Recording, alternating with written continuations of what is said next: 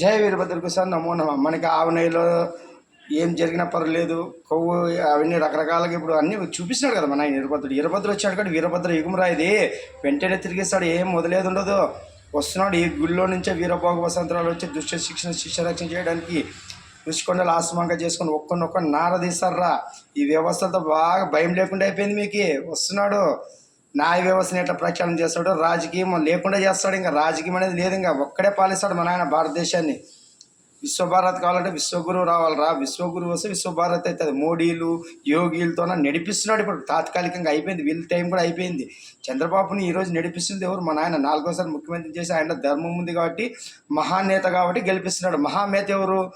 స్వామి శిక్ష ఇచ్చినాడు కదా. మీరు 6 ఏళ్ళ మహానేతను చేసి విగ్రహాలు కట్టుకుంటే మహానేత ఎట్లయితారా? మీరు పొందుకుంటే అయిపోయిన దేవుడు నిర్ణయం చేయాలా. మళ్ళీ ఆ రోజు ఆయన ఎందుకు ప్రమాదంలో చనిపోయినాడు, ఈయన ఎందుకు రక్షించినాడు అల్పిర్లో, ఈడే తెలిసిపోతుంది దేవుని నిర్ణయం. తస్మా జాత మనం మనుషుల్లాగా బతకాలి, ఎవరిని దేవుళ్ళు చేయకూడదు. జయ వీరభద్ర.